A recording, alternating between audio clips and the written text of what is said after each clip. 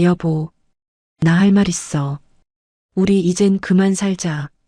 결혼 35주년 기념일날 남편은 이혼 서류를 내밀며 뻔뻔하게 말했습니다. 그 옆에는 아내의 30년 지기 친구라는 여자가 팔짱을 끼고 서 있었죠. 미숙이가 그러더라. 너는 혼자서도 씩씩하게 잘 사니까 걱정 없다고. 하지만 미숙이는 아니야. 그 여자는 내가 지켜줘야 해.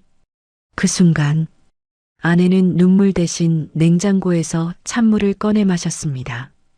그리고 안방으로 들어가 대용량 쓰레기 봉투를 꺼내 남편의 짐을 담기 시작했습니다. 그날 밤 아내는 남편의 옷을 쓰레기 봉투에 담아 남편과 함께 친구 집에 던져버렸습니다. 그리고 친구 미숙에게 말했습니다. 한번 가져간 쓰레기는 반품 절대 안 된다. 알았니? 하지만 몇 달 뒤 비 오는 날 밤, 굳게 닫힌 아내의 집 대문 앞으로 한 남자가 피눈물을 흘리며 기어왔습니다. 쓰레기처럼 버려졌던 남편이 진짜 쓰레기가 되어 돌아온 것입니다. 안녕하세요, 사연TV 가족 여러분. 오늘도 저희 채널을 찾아주셔서 감사합니다. 여러분들은 지금 어느 곳에서 이 영상을 보고 계시나요? 영상을 시청하기 전 구독과 좋아요 눌러주시면 오늘 하루도 당신에게 행운이 가득할 거예요. 오늘의 사연 시작합니다. 결혼 35주년 기념일이었던 그날 저녁. 영자는 아침부터 시장을 세 군데나 돌며 남편 철수가 좋아하는 갈비찜에 잡채까지 상다리가 휘어지도록 저녁상을 차려냈습니다. 하지만 숟가락을 들기도 전 철수는 영자가 정성껏 차린 밥상을 숟가락으로 툭 밀어내며 찬물을 끼얹었습니다. 여보, 나 할 말 있어. 철수의 목소리는 마치 남의 이야기를 하듯 덤덤했습니다. 영자는 행주로 손을 닦으며 식탁 맞은편에 앉아 남편을 빤히 쳐다보았습니다. 무슨 할 말이기에 뜸을 들여요? 오늘 우리 결혼 기념일인 거 알죠? 당신 좋아하는 갈비찜 하느라 내가 하루 종일 불 앞에 서 있었는데. 그만해. 밥 먹고 싶은 생각 없어? 우리 이제 그만 살자. 영자는 자신의 귀를 의심했습니다. 방금 들은 말이 도무지 믿기지 않아 멍하니 철수의 입술만 바라보았습니다. 그만 살다니? 당신 지금 그게 무슨 소리예요? 어디 아파요? 아니면 내가 뭐 잘못한 거라도 있어? 아니, 당신 잘못 없어. 그냥 내가 당신이랑 사는 게 지겨워서 그래. 나 사랑하는 사람 생겼어. 더 늦기 전에 그 사람이랑 제대로 살아보고 싶어. 영자의 가슴이 쿵 하고 내려앉았습니다. 환갑이 넘은 나이에 사랑 타령이라니 기가 막히고 코가 막힐 노릇이었습니다. 사랑? 이 나이에 무슨 놈의 사랑이야. 어떤 여우가 다 늙은 당신을 홀렸는지는 몰라도 정신 차려요. 당신 지금 제정신 아니야. 영자가 버럭 소리를 질렀지만 철수는 눈 하나 깜짝하지 않고 오히려 입가에 비릿한 미소를 지으며 대답했습니다. 미숙이야. 최미숙. 당신 친구 미숙이랑 나 서로 사랑하는 사이야. 순간 집안에는 시계 초침 소리만 크게 들릴 정도로 무거운 정적이 흘렀습니다. 영자는 숨을 쉬는 것조차 잊은 채 철수를 노려보았습니다. 30년 지기인 친구 미숙이 친자매처럼 지내며 속옷 사이즈까지 알던 그 친구가 내 남편과 바람이 났다니 이건 꿈이어야만 했습니다. 미숙이? 지금 미숙이라고 했어? 당신 미쳤어? 어떻게 사람이 짐승만도 못한 짓을 해? 미숙이가 나한테 어떤 친군데 어떻게 둘이서 나한테 이럴 수가 있어? 철수는 뻔뻔하게 고개를 쳐들며 오히려 영자를 가르치려 들었습니다. 미숙이가 그러더라. 너는 혼자서도 씩씩하게 잘 사니까 걱정 없다고. 하지만 미숙이는 아니야. 그 여자는 내가 지켜줘야 해. 여리고 약한 여자라고. 그러니까 내가 이해해라. 우리 서로 운명인 거 이제라도 알았으니 축복해줘. 철수의 입에서 쏟아지는 말들은 하나하나가 영자의 가슴을 후벼 파는 칼날이었습니다. 그제야 영자는 미숙이가 요즘 따라 영자를 피하고 철수가 핸드폰만 보며 희죽거렸던 그 수상한 행동들이 주마등처럼 스쳐 지나갔습니다. 모든 퍼즐이 맞춰지자 배신감에 온몸이 사시나무 떨리듯 떨려왔습니다. 운명? 축복?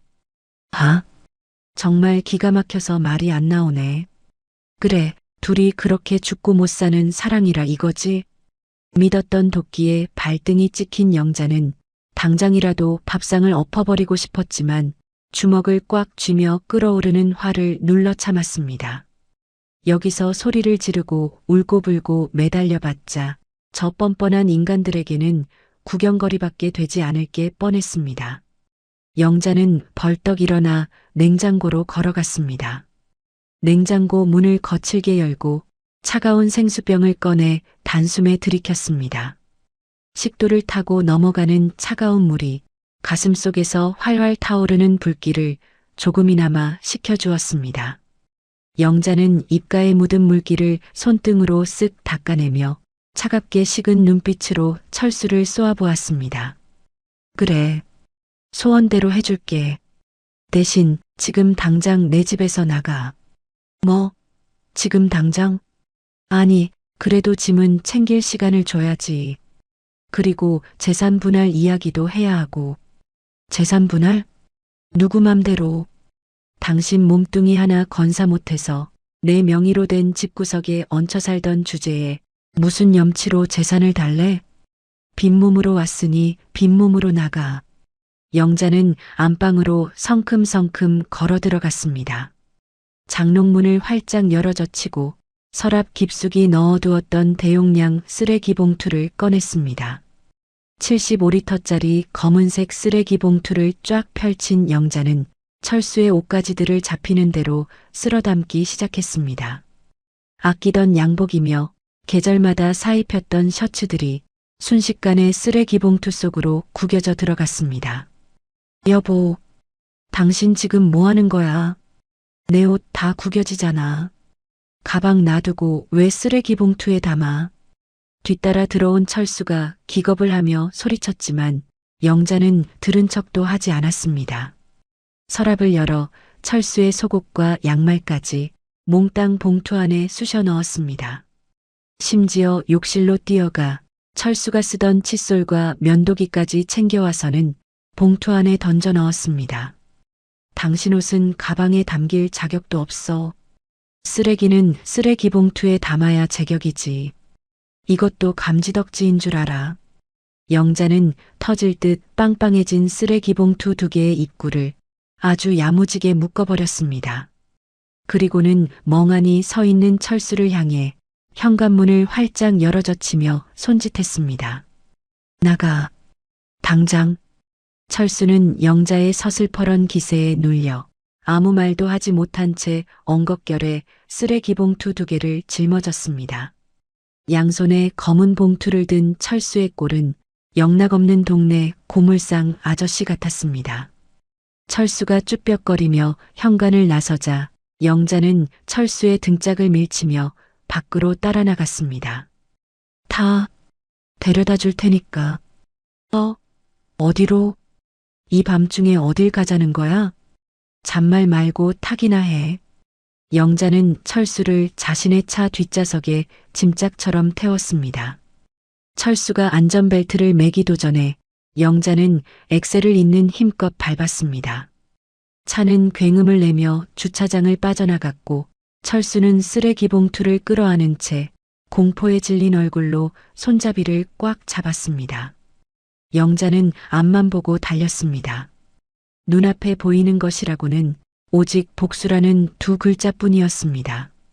10분을 달린 차가 멈춰선 곳은 다름 아닌 친구 미숙인의 아파트 단지였습니다. 내려. 다 왔으니까. 영자야. 여긴 미숙인의 집이잖아. 이 밤에 예고도 없이 쳐들어오면 어떡해? 미숙이 놀란단 말이야. 놀라라고 온 거야. 내 사랑 지켜준다며? 그럼 지금부터 당당하게 지켜봐. 영자는 철수를 차에서 끌어내린 뒤 쓰레기 봉투를 뺏어 들고 앞장섰습니다. 엘리베이터를 타고 올라가는 동안 철수는 안절부절 못하며 영자의 눈치만 살폈지만 영자는 미동도 하지 않았습니다. 마침내 705호 미숙인의 집 현관 앞에 도착한 영자는 망설임 없이 초인종을 눌렀습니다. 딩동, 딩동. 잠시 후 인터폰 너머로 미숙이의 목소리가 들려왔습니다. 누구세요? 나야. 김영자. 문 열어. 어머, 영자야? 이 밤중에 연락도 없이 웬일이니? 달그락거리는 소리와 함께 도어록이 풀리고 잠옷 차림의 미숙이가 문을 빼꼼히 열었습니다. 하지만 미숙이는 문 밖에 서 있는 영자와 그 뒤에 잔뜩 움츠러든 철수를 보고는 눈이 휘둥그레졌습니다. 어머, 철수 씨? 두 사람이 같이 웬일이에요? 무슨 일 있어요? 미숙이가 상황 파악을 하기도 전에 영자는 들고 있던 75리터 쓰레기 봉투 2개를 미숙인의 현관 안으로 냅다 집어던졌습니다. 묵직한 봉투가 쿵 소리를 내며 거실 바닥에 떨어지자 미숙이가 비명을 질렀습니다. 야, 영자야. 이게 무슨 짓이야? 무슨 짓이긴. 배달 왔다. 내가 그렇게 갖고 싶어 하던 거 내가 직접 포장해서 가져왔어. 영자는 문가에 엉거주춤 서 있는 철수의 등짝을 있는 힘껏 떠밀었습니다. 철수는 중심을 잃고 앞으로 고꾸라지며 쓰레기 봉투 위로 볼품없이 나뒹굴었습니다. 바닥에 엎어진 철수와 놀라서 입을 다물지 못하는 미숙이, 두 사람을 내려다보는 영자의 눈에서는 시퍼런 불꽃이 튀었습니다. 자, 이제 속이 시원하니? 남이 남편 뺏어가니까 살맛나? 너희 둘이 그렇게 죽고 못 사는 사랑이라며. 내가 빠져줄 테니까 평생 둘이서 지지고 볶고 잘 살아봐. 영자는 손에 묻은 먼지를 탁탁 털어내며 마치 더러운 오물을 버리고 가는 사람처럼 차가운 표정으로 독서를 날렸습니다. 미숙이는 당황해서 얼굴이 불그락푸르락해졌지만 이내 표정을 수습하며 영자에게 매달리려 했습니다. 아니 영자야. 오해야. 우리가 일부러 그러려던 건 아니고 일단 들어와서 말로 하자. 이렇게 막무가내로 두고 가면 어떡해? 말로 할 거 없어. 이미 내 집에서 쓰레기 분리수거는 끝났으니까. 그리고 하나만 명심해. 영자는 엘리베이터 버튼을 누르며 뒤를 돌아보지 않고 못을 박았습니다. 한번 가져간 쓰레기는 반품 절대 안 된다. 알았니? 엘리베이터 문이 스르르 닫히는 순간까지 영자는 미숙이와 철수를 쳐다보지 않았습니다. 하지만 거울에 비친 영자의 눈빛은 이제껏 본 적 없는 서늘한 살기로 번뜩이고 있었습니다. 그것은 단순한 분노가 아니었습니다. 자신의 인생을 송두리째 흔들어버린 두 사람을 향한 처절하고도 우아한 복수의 서막이었습니다. 사건이 있고 난 뒤 일주일이라는 시간이 흘렀습니다. 미숙이의 집 거실, 철수는 잔뜩 찌푸린 얼굴로 식탁 앞에 앉아 젓가락으로 그릇을 뒤적거리고 있었습니다. 그릇에 담긴 것은 김이 모락모락 나는 따뜻한 밥상이 아니라 배달된 지 한참 지나 퉁퉁 불어터진 자장면이었습니다. 아니, 이걸 지금 먹으라고 준 거야? 면이 다 떡이 져서 비벼지지도 않잖아. 아침부터 밀가루 음식은 속 부대끼는데 따뜻한 국이라도 좀 끓여주지 그래. 철수가 투덜거렸지만 맞은편 소파에 누워 TV를 보던 미숙이는 들은 척도 하지 않고 코웃음을 쳤습니다. 어머, 철수 씨. 지금 반찬 투정하는 거예요? 여기가 무슨 기사식당인 줄 알아? 내가 밥 해주고 빨래해주는 식모도 아니고 주는 대로 먹어요 좀. 싫으면 나가서 사드시던가. 아니, 그래도 명색이 같이 사는 남편인데 일주일 내내 배달 음식만 시켜주는 건 좀 너무하잖아. 영자는 아니, 전에는 아침마다 7첩 반상은 차려줬는데 철수의 입에서 영자라는 이름이 나오자 미숙이가 벌떡 일어나 철수를 쏘아보았습니다. 미숙이의 눈매가 사납게 치켜 올라갔습니다. 뭐라고요? 영자? 그럼 다시 영자한테 가시던가. 거기서 쫓겨나서 온 주제에 어디서 감히 전처랑 비교질이야? 그리고 툭 까놓고 말해서 철수 씨가 생활비를 줬어. 아니면 쌀을 사왔어? 돈 한 푼 안 내놓으면서 무슨 밥 타령이 그렇게 심해? 철수는 미숙이의 기세에 눌려 입을 다물고 말았습니다. 왕년에는 잘 나갔다고 큰 소리쳤지만 사실 철수의 주머니 사정은 뻔했습니다. 퇴직금은 통장에 묶여 있었고 당장 쓸 수 있는 현금은 얼마 없었기 때문입니다. 철수는 기어들어가는 목소리로 변명했습니다. 아니, 누가 돈 안 준대? 나중에 퇴직금 정리되면 다 줄 거야. 내가 그 돈 떼먹을 사람도 아니고 자기는 나를 뭘로 보고 그래? 나중은 무슨 나중. 지금 당장 가져와요. 나 카드값 막을 것 태산이야. 오늘 안으로 해결 안 되면 나도 가만 안 있을 줄 알아요. 미숙이는 쏘아붙이고는 안방으로 쾅 하고 들어가 버렸습니다. 철수는 불어터진 자장면을 억지로 입에 넣으며 목이 메어왔습니다. 영자가 끓여주던 구수한 된장찌개와 윤기가 흐르던 쌀밥이 사무치게 그리웠습니다. 철수는 혹시나 하는 마음에 주머니에서 핸드폰을 꺼내 영자의 번호를 눌렀습니다. 뚝, 뚝. 고객님의 전화기가 꺼져 있어. 차가운 기계음만 들려올 뿐 영자의 목소리는 들을 수 없었습니다. 수신 차단을 당한 것이 분명했습니다. 철수는 핸드폰을 식탁 위에 던져놓으며 깊은 한숨을 내쉬었습니다. 아, 내가 미쳤지. 여우 피하려다 호랑이 굴로 들어왔네. 한편 그 시각 영자는 철수의 흔적을 지우느라 분주했습니다. 철수가 평소 아끼던 안마의자부터 손때 묻은 낚시 장비들까지 모조리 밖으로 끌어냈습니다. 용달차 기사님이 땀을 뻘뻘 흘리며 짐을 날랐습니다. 사모님, 이 멀쩡한 것들을 진짜 다 버리시는 겁니까? 아직 쓸만한데 아깝지 않으세요? 하나도 안 아까워요. 오히려 속이 다 시원하네요. 미련 없이 다 가져가세요. 돈은 넉넉히 드릴 테니까. 영자는 텅 빈 거실을 둘러보았습니다. 35년을 함께 살았던 남자의 흔적이 단 하루 만에 이렇게 깨끗하게 사라질 수 있다는 것이 허무하면서도 한편으로는 후련했습니다. 영자는 걸레를 들어 바닥을 빡빡 문질러 닦았습니다. 마치 지난 세월의 묵은 때를 벗겨내듯이 온 힘을 다해 닦고 또 닦았습니다. 이제 끝이야. 박철수, 내 인생에서 너는 이제 먼지 한 톨도 안 남았어. 대청소를 마친 영자는 간단한 짐만 챙겨 차에 올랐습니다. 도심의 소음과 매연이 싫어졌고 사람들의 시선도 피하고 싶었습니다. 영자가 향한 곳은 돌아가신 친정 부모님이 남겨주신 시골집이었습니다. 오랫동안 비워두어 자풀이 무성했지만 영자에게는 그곳만이 유일한 안식처처럼 느껴졌습니다.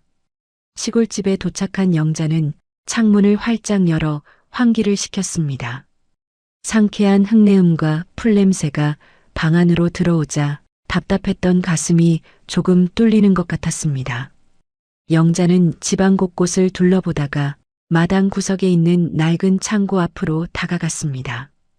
기익, 녹슨 경첩 소리를 내며 창고 문이 열렸습니다. 먼지가 뽀얗게 쌓인 잡동사니들 사이로 무언가 익숙한 물건이 영자의 눈에 들어왔습니다. 이건, 영자는 떨리는 손으로 먼지를 걷어냈습니다. 그것은 바로 영자가 결혼 전 대학 시절에 쓰던 낡은 물레였습니다. 미대를 다니며 도예가의 꿈을 키웠던 그 시절, 밤을 새워 흙을 만지며 행복해했던 23세 영자가 그곳에 있었습니다. 세상에, 이게 아직도 있었네. 영자는 물레 위에 손을 얹어 보았습니다. 차갑지만 단단한 감촉이 손끝에 전해져 왔습니다. 30년이 넘도록 잊고 살았던 기억들이 본물 터지듯 밀려들어왔습니다. 시집 오면서 꿈을 접어야 했던 아쉬움, 남편 뒷바라지와 자식 키우느라 굳은 살 박인 손, 그 모든 세월이 주마등처럼 스쳐 지나갔습니다. 영자는 마당 한구석에 방치되어 있던 굳어버린 흙덩이를 가져왔습니다. 물레 위에 흙을 올리고 조심스럽게 발판을 밟았습니다. 윙, 윙, 물레가 천천히 돌아가기 시작했습니다. 그래, 나한테도 꿈이 있었지. 누구의 아내, 누구의 엄마가 아니라 그냥 김영자로 살고 싶었던 꿈이. 영자의 손이 흙에 닿는 순간 가슴 깊은 곳에서 뜨거운 무언가가 울컥하고 치솟았습니다. 그것은 슬픔이기도 했고 회한이기도 했지만 동시에 새로운 희망이기도 했습니다. 흙투성이가 된 영자의 얼굴에 오랜만에 환한 미소가 번졌습니다. 남편에게 버림받은 비참한 여자가 아니라 다시 꿈을 꾸는 소녀의 얼굴이었습니다. 영자가 잊었던 꿈을 마주하며 새로운 희망을 발견하고 있던 바로 그 시각. 어둠이 내려앉은 미숙이의 집 거실에는 찬바람만 쌩쌩 불고 있었습니다. 저녁이 되자 철수의 배꼽 시계가 또다시 울렸습니다. 미숙이는 저녁밥을 차려줄 생각은커녕 화장대 앞에 앉아 화장품만 찍어 바르고 있었습니다. 자기야, 밥 안 먹어? 나 배고픈데 뭐 좀 시켜 먹을까? 먹고 싶으면 자기가 시켜요. 난 생각 없어. 그리고 시킬 거면 족발 특대 사이즈로 시켜. 소주도 한 병 시키고. 철수는 입맛을 다시며 배달 앱을 켰습니다. 족발과 막국수, 소주까지 담으니 결제 금액이 5만 원이 훌쩍 넘었습니다. 철수는 익숙하게 결제 버튼을 눌렀습니다. 하지만 잠시 후 핸드폰 화면에 뜬 알림 메시지를 보고 철수의 눈이 커졌습니다. 결제 오류 한도 초과, 거래 정지. 이게 뭐야? 한도 초과라니? 내가 카드를 얼마나 썼다고. 철수는 당황해서 다시 결제를 시도해 보았지만 결과는 마찬가지였습니다. 알고 보니 영자가 가족카드로 발급해줬던 철수의 신용카드를 오늘 아침에 정지시켜버린 것이었습니다. 철수의 얼굴이 사색이 되었습니다. 아니, 이 여자가 진짜 사람 먹고 사는 것까지 막아버리면 어떡해. 치사하게 진짜. 철수가 씩씩거리며 소리를 지르자 안방에서 나오던 미숙이가 한심하다는 눈빛으로 쳐다보았습니다. 왜 그래요? 설마 카드 안 돼요? 어머, 나 참 기가 막혀서. 자기 능력 있는 남자라며? 왕년에 잘 나갔다며? 겨우 족발 하나 사 먹을 돈도 없어서 지금 카드 막혔다고 징징거리는 거야? 아니, 그게 아니라 영자가 카드를 정지시켜서 그래. 내일 은행 가서 내 통장 풀면 돼. 진짜야. 됐네요. 능력 없으면 밥 먹을 자격도 없지. 나 나갔다 올 테니까 알아서 라면이라도 끓여 먹든지 해요. 아이고, 내가 무슨 부귀영화를 누리겠다고 저런 늙은이를 집에 들여서 이 고생인지 몰라. 미숙이는 핸드백을 챙겨 들고 현관문을 쾅 닫고 나가버렸습니다. 텅 빈 집에 홀로 남겨진 철수는 망연자실한 표정으로 소파에 주저앉았습니다. 배에서는 꼬르륵 소리가 요동을 치는데 주머니에는 동전 몇 개밖에 없었습니다. 철수는 혹시나 하는 마음에 찬장을 뒤져보았지만 그 흔한 라면 한 봉지조차 없었습니다. 영자야. 여보. 철수는 다시 영자에게 전화를 걸어보았습니다. 하지만 여전히 차가운 기계음만 돌아올 뿐이었습니다. 철수는 그제야 자신이 처한 현실을 뼈저리게 실감했습니다. 따뜻한 집과 밥, 그리고 자신을 챙겨주던 아내가 사라진 지금 자신은 아무것도 할 수 없는 초라한 노인일 뿐이었습니다. 자존심이 상한 철수는 홧김에 집을 나가려고 현관문 손잡이를 잡았습니다. 하지만 문을 열고 나가봤자 갈 곳이 없다는 사실이 철수의 발목을 잡았습니다. 친구들에게 가자니 망신이고 아들 녀석에게 가자니 면목이 없었습니다. 결국 철수는 문을 열지 못한 채 현관문 앞에 쭈그리고 앉았습니다. 내가 도대체 무슨 짓을 한 거지? 후회가 밀물처럼 밀려왔지만 이미 엎질러진 물이었습니다. 시골집 마당에서 흙투성이가 된 채 물레를 돌리며 환하게 웃는 영자. 그리고 좁은 현관 앞 차가운 바닥에 초라하게 쭈그리고 앉아 눈치를 보는 철수. 두 사람의 엇갈린 운명은 이제 막 시작되고 있었습니다. 그로부터 한 달 뒤, 장대비가 억수같이 쏟아지던 어느 날 밤이었습니다. 미숙이의 집 거실에서는 천둥 소리보다 더 시끄러운 고성이 오가고 있었습니다. 아, 이리 내놔요 좀. 내가 미스터 트롯 봐야 한다고 했잖아. 하루 종일 집구석에만 박혀 있으면서 TV 채널 하나 양보 못해? 뭐라고? 집구석? 말 다 했어? 나도 뉴스 좀 보자, 뉴스 좀. 세상 어떻게 돌아가는지는 알아야 할 거 아니야. 리모컨 이리 안 내놔? 철수와 미숙이는 리모컨 하나를 두고 서로 뺏겠다며 실랑이를 벌였습니다. 한 달 전, 죽고 못 산다며 사랑을 속삭이던 두 사람의 모습은 온데간데 없이 사라진 지 오래였습니다. 철수가 힘으로 리모컨을 확 뺏어버리자 약이 오른 미숙이가 철수의 등짝을 찰싹 때렸습니다. 아유, 이 화상아. 내가 미쳤지. 전생에 무슨 죄를 지어서 저런 늙은이를 상전으로 모시고 사나 몰라. 밥값도 못하면서 성질머리는 아주. 뭐, 늙은이? 당신 지금 말 다 했어? 나 퇴직금 나오면 그 돈 보고 입이 떡 벌어질걸? 그때 가서 딴소리 하지 마. 철수가 퇴직금 이야기를 꺼내며 큰 소리를 치려던 바로 그때였습니다. 쿵, 쿵, 쿵. 현관문이 부서질 듯한 굉음이 울려 퍼졌습니다. 단순한 노크 소리가 아니었습니다. 마치 도끼로 문을 내려찍는 듯한 살벌하고 위협적인 소리였습니다. 최미숙, 안에 있는 거 다 아니까 문 열어. 좋은 말로 할 때 나와. 걸걸한 남자의 고함이 들리자 방금 전까지 철수에게 대들던 미숙이의 얼굴이 순식간에 사색이 되었습니다. 미숙이는 덜덜 떨며 안방으로 후다닥 뛰어들어갔습니다. 자기야, 나 없다고 해. 절대 문 열어주면 안 돼. 알았지? 미숙이는 비명 같은 소리를 지르고는 장롱문을 열고 그 안으로 숨어버렸습니다. 영문을 모르는 철수는 엉겁결에 현관 앞으로 다가갔습니다. 누구세요?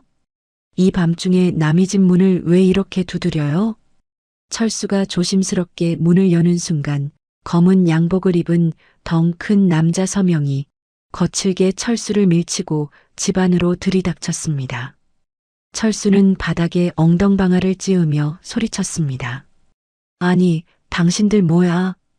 왜 남의 집에 신발도 안 벗고 들어와? 다 주거침입으로 신고할 거야. 하지만 남자들은 철수의 말은 들은 척도 하지 않았습니다. 그들은 성큼성큼 거실로 들어와 주위를 둘러보더니 야구 방망이로 TV를 내리쳤습니다. 우지끈, 으악, 내 TV. 철수가 비명을 질렀지만 남자들은 멈추지 않았습니다. 식탁위를 쓸어버려 그릇을 깨뜨리고 화분을 발로 차서 흙투성이로 만들었습니다. 순식간에 집안은 난장판이 되었습니다. 우두머리로 보이는 남자가 철수의 멱살을 잡아일으키며 으르렁거렸습니다. 최미숙 어디 있어? 이 여자가 돈을 빌려갔으면 갚아야 할 거 아니야. 어디 쥐새끼처럼 숨어 있어. 돈이라니요? 미숙이가 무슨 돈을 빌려요? 뭔가 오해가 있으신 것 같은데. 오해? 이 아저씨가 상황 파악이 안 되나 보네. 최미숙이 도박판에서 쓴 돈이 원금만 3억이야. 이자까지 합치면 얼만 줄 알아? 당장 안 튀어나오면 이 집구석 불질러 버린다. 도박 빚 3억? 철수는 자신의 귀를 의심했습니다. 여리고 착하다던 미숙이가 도박에 빠져 빚쟁이들에게 쫓기는 신세였다니. 철수가 멍하니 서 있는 사이 안방을 뒤지던 남자 하나가 소리쳤습니다. 형님, 여기 숨어 있었습니다. 남자는 장롱 속에 숨어 있던 미숙이의 머리채를 잡고 거실로 질질 끌고 나왔습니다. 미숙이는 짐승처럼 울부짖으며 발버둥 쳤습니다. 아, 잘못했어요. 살려주세요. 돈 갚을게요. 제발 이것 좀 놓고 말해요. 거실 바닥에 내동댕이 쳐진 미숙이는 산발이 된 머리를 하고 철수의 바지가랑이를 붙잡았습니다. 그녀의 눈물 젖은 눈동자가 철수를 향해 애원하듯 번들거렸습니다. 자기야, 철수 씨, 나 좀 살려줘. 자기 퇴직금 있잖아. 그걸로 이자만이라도 좀 막아줘. 응? 내가 나중에 다 갚을게. 나 죽게 생겼어. 미숙이의 입에서 나온 말은 철수의 마지막 이성을 끊어놓기에 충분했습니다. 철수는 배신감에 몸을 떨며 자신의 바지를 잡은 미숙이의 손을 발로 걷어찼습니다. 뭐, 퇴직금? 내가 지금 제정신이야? 그게 어떤 돈인데? 내 피 같은 돈을 내 도박빚 갚는 데 쓰라고? 이 미친 여자야. 철수가 뒷걸음질 치자 빚쟁이들이 철수를 에워쌌습니다. 우두머리가 비열한 웃음을 흘리며 말했습니다. 어이, 남편 양반. 같이 사는 마누라가 빚을 졌으면 남편이 대신 갚는 게 도리 아니야? 퇴직금 있다면서? 그걸로 깔끔하게 정리합시다. 철수는 얼굴이 하얗게 질려서 손사래를 쳤습니다. 살기 위해서는 무슨 말이든 해야 했습니다. 아닙니다. 저 이 여자 남편 아니에요. 우리는 혼인신고도 안 한 남입니다. 그냥 얹혀 사는 사람이라고요. 법적으로 아무 관계 없어요. 철수의 비굴한 변명에 바닥에 엎드려 있던 미숙이가 고개를 번쩍 들었습니다. 믿었던 도끼에 발등이 찍힌 미숙이의 눈에서 도끼가 뿜어져 나왔습니다. 미숙이는 벌떡 일어나 철수에게 달려들었습니다. 아, 박철수, 내가 사람이냐? 내가 나더러 살림 합치자고 꼬드길 땐 언제고 이제 와서 오리발을 내밀어? 내가 날 사랑한다며, 날 지켜준다며. 이거 안 나? 누가 꼬드겼다고 그래? 내가 나한테 꼬리쳤잖아. 영자 버리고 오면 왕처럼 모시겠다고 한 게 누군데. 미숙이는 철수의 머리채를 휘어잡았습니다. 철수도 질세라 미숙이의 머리카락을 움켜쥐었습니다. 두 사람은 빚쟁이들이 보는 앞에서 서로 엉겨붙어 뒹굴기 시작했습니다. 옷이 찢어지고 살이 핥히어지고 비명과 욕설이 난무했습니다. 너 때문에 내 인생 망쳤어. 이 사기꾼 같은 년. 너야말로 빈털터리 주제에 밥만 축내고 내 집에서 당장 나가. 그 모습은 흡사, 진흙탕 속에서 싸우는 개들의 싸움처럼 추잡스럽고 처참하기 그지없었습니다. 빚쟁이들조차 그 꼴이 한심했는지 혀를 차며 고개를 돌렸습니다. 아이고, 끼리끼리 논다더니 볼만하네 아주. 그때였습니다. 이웃 주민의 신고를 받고 출동한 경찰들이 열린 현관문으로 뛰어들어왔습니다. 그만하세요. 다들 뭐 하는 짓입니까? 경찰이 뜯어 말리고 나서야 두 사람의 개싸움은 멈추었습니다. 하지만 상황은 이미 최악으로 치달아 있었습니다.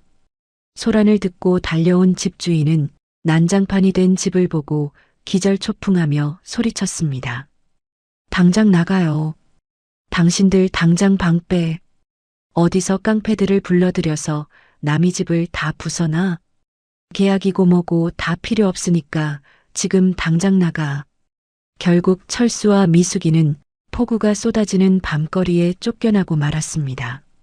찢어진 옷가지와 헝클어진 머리, 신발 한 짝도 제대로 신지 못한 채 두 사람은 빗속에 덩그러니 남겨졌습니다. 미숙이는 빚쟁이들을 피해 어둠 속으로 도망쳐버렸고 철수는 갈 곳을 잃은 채 가로등 밑에 주저앉았습니다. 차가운 빗물이 온몸을 적셨습니다. 철수는 떨리는 손으로 품속에서 젖은 핸드폰을 꺼냈습니다. 마지막 희망은 오직 한 사람뿐이었습니다. 영자야. 여보. 철수는 간절한 마음으로 영자의 번호를 눌렀습니다. 제발 한 번만 받아주기를, 잘못했다고 빌면 문을 열어주기를 기도했습니다. 하지만 수화기 너머에서 들려온 것은 영자의 목소리가 아니었습니다. 지금 거신 번호는 없는 번호입니다. 확인하시고 다시 걸어주시기 바랍니다. 철수는 핸드폰을 귀에서 떼지 못한 채 멍하니 허공을 바라보았습니다. 없는 번호. 영자는 번호조차 바꿔버린 것이었습니다. 철수의 세상에서 영자는 완전히 사라져버렸습니다. 으아. 철수는 핸드폰을 바닥에 내동댕이 쳤습니다. 액정이 산산조각이 나며 철수의 마지막 자존심도 함께 부서져 내렸습니다. 빗물이 고인 웅덩이 위로 철수의 일그러진 얼굴이 비쳤습니다. 따뜻한 밥상, 깨끗한 옷, 자신을 왕처럼 대우해주던 아내. 그 모든 행복을 제 발로 차버린 어리석은 늙은이의 초라한 몰골이 그곳에 있었습니다. 내가 왜 그랬을까? 영자야. 보고 싶다. 철수의 뒤늦은 후회는 쏟아지는 빗소리에 묻혀 아무도 들어주지 않았습니다. 천둥이 칠 때마다 철수는 웅크린 몸을 더욱 작게 말았습니다. 그날 밤 철수는 뼈저리게 깨달았습니다. 자신이 버린 것은 쓰레기 봉투가 아니라 자기 자신의 인생이었다는 것을 말입니다.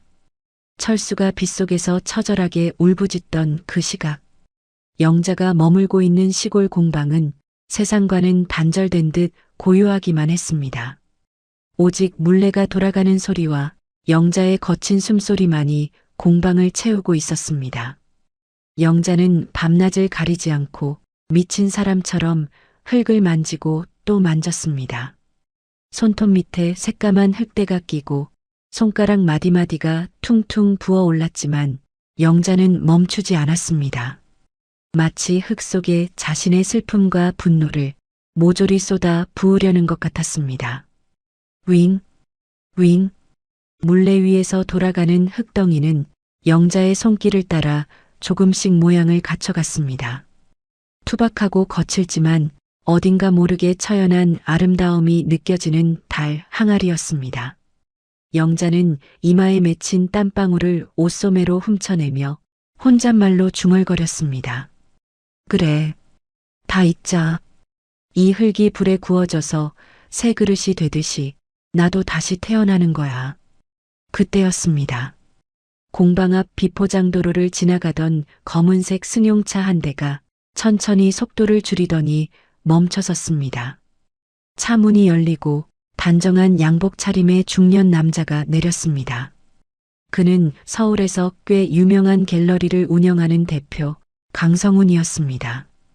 우연히 지방 출장을 다녀오던 길에 마당에 놓인 영자의 도자기들을 보고 홀린 듯 차를 세운 것이었습니다.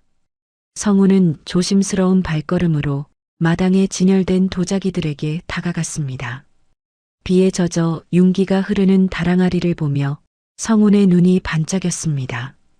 세상에, 이런 시골 구석에 이런 작품이 있다니. 성훈은 감탄사를 연발하며 도자기의 곡선을 손으로 훑어보았습니다. 매끄러우면서도 단단한 감촉, 그리고 무엇보다 그릇 전체에서 뿜어져 나오는 깊고 진한 슬픔의 정서가 성훈의 마음을 흔들었습니다. 인기척을 느낀 영자가 작업용 앞치마를 두른 채 공방 문을 열고 나왔습니다.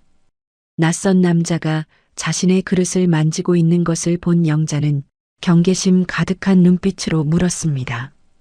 누구세요? 남의 집 마당에서 뭐 하시는 겁니까? 영자의 날선 목소리에 성훈이 화들짝 놀라며 허리를 숙여 정중하게 인사했습니다. 아, 죄송합니다. 지나가던 길인데 마당에 놓인 다랑아리가 너무 아름다워서 저도 모르게 그만 실례를 범했습니다. 혹시 이 작품들 선생님께서 직접 만드신 겁니까? 선생님이라는 호칭에 영자는 당황해서 손사래를 쳤습니다. 평생 누구 엄마, 누구 아내로만 불려왔던 영자에게 선생님이라는 말은 너무나 낯설고 어색했습니다. 선생님이라니요. 가당치도 않은 소리 마세요.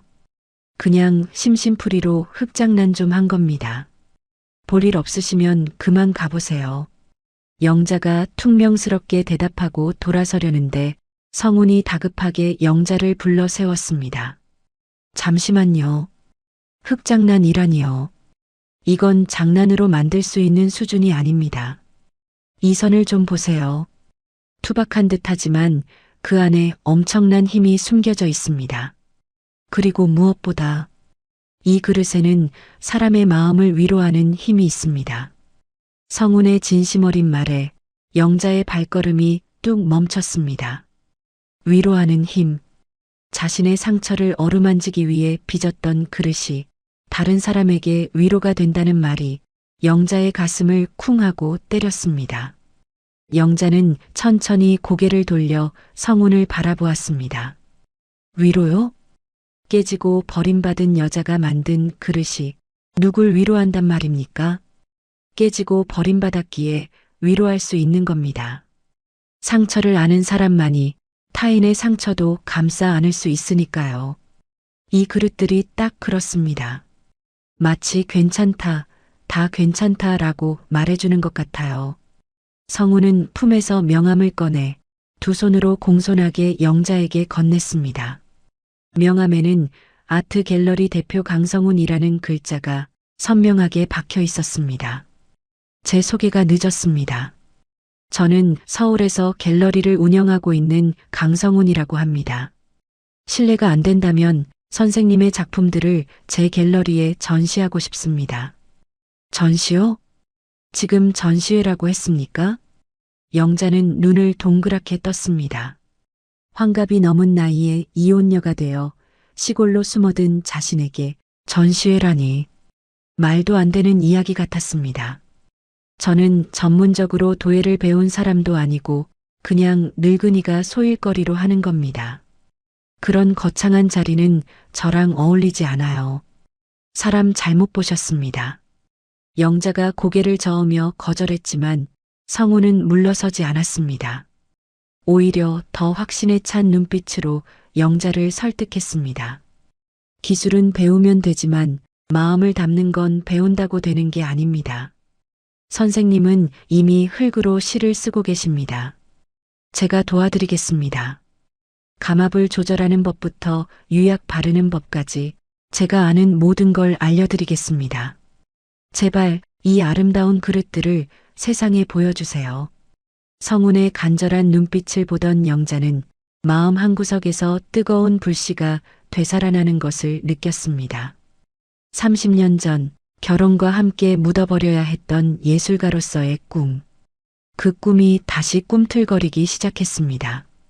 철수에게 무시당하고 짓밟혔던 자존감이 성훈의 인정으로 인해 조금씩 회복되고 있었습니다. 한참을 망설이던 영자가 떨리는 목소리로 입을 열었습니다. 정말 제가 할 수 있을까요? 다 늙은 여자의 흙장난을 사람들이 좋아해 줄까요? 장담합니다. 사람들은 선생님의 작품을 보며 울고 웃게 될 겁니다. 당신의 상처가 이제 예술이 되었습니다. 그날 이후 영자의 시골 공방은 활기로 가득 찼습니다. 성훈은 일주일에 서너 번씩 서울과 시골을 오가며 영자의 작업을 도왔습니다. 성훈은 영자에게 좋은 흙을 고르는 법을 알려주고 가마 온도를 세밀하게 조절하는 노하우를 전수해 주었습니다. 영자는 스펀지가 물을 빨아들이듯 성훈의 가르침을 빠르게 흡수했습니다. 두 사람은 머리를 맞대고 유약의 색깔을 고민하고 밤새워 가마불을 지키며 많은 이야기를 나누었습니다. 대표님, 이 그릇 색깔이 너무 칙칙하지 않나요? 조금 더 밝게 하고 싶은데. 아니요, 선생님. 지금 이 색이 딱 좋습니다. 비 온 뒤에 젖은 땅 같은 색이잖아요. 차분하면서도 깊이가 있어서 훨씬 고급스럽습니다. 성우는 언제나 영자의 의견을 존중해 주었고 영자의 재능을 진심으로 아껴주었습니다. 철수와 살 때는 한 번도 느껴보지 못한 인격적인 대우와 배려였습니다. 영자는 성운을 통해 자신이 꽤 괜찮은 사람이라는 것을, 그리고 충분히 사랑받고 존중받을 자격이 있는 사람이라 것을 조금씩 깨달아갔습니다. 어느 날 저녁 작업을 마친 두 사람은 공방 마당에 앉아 따뜻한 차를 마시고 있었습니다. 대표님, 고마워요. 덕분에 제가 다시 숨을 쉬는 것 같아요. 사실 처음 내려왔을 때는 그냥 조용히 살다가 죽으려고 했거든요. 그런 말씀 마세요. 선생님은 이제 시작입니다. 앞으로 보여줄 게 무궁무진하신 분이에요. 저는 그저 선생님이라는 보석에 묻은 흙을 조금 털어드린 것뿐입니다. 성운의 따뜻한 말에 영자의 눈시울이 붉어졌습니다. 철수가 던졌던 늙어서 냄새난다, 식모 취급 같은 말들이 성운의 말에 의해 씻겨 내려가는 듯 했습니다. 전시회를 앞둔 며칠 전 영자는 가장 중요한 작품을 가마에 넣기로 결심했습니다.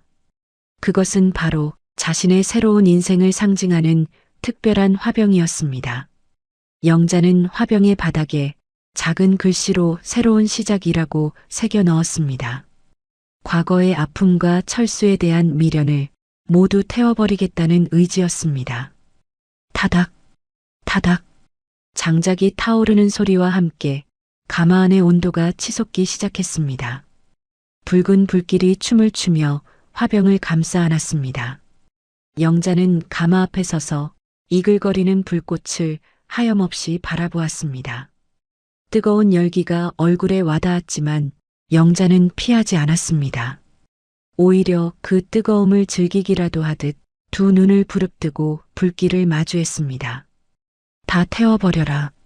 내 슬픔도 분노도 그 지긋지긋한 기억들도 모두 다 태워서 재로 만들어버려. 영자가 움조리는 순간 가마 속 불길이 더욱 거세게 타올랐습니다. 1300도의 고열을 견뎌내야만 흙은 비로소 단단하고 영롱한 도자기가 됩니다. 지금 영자 또한 인생이라는 가마 속에서 가장 뜨거운 불길을 견뎌내고 있는 중이었습니다.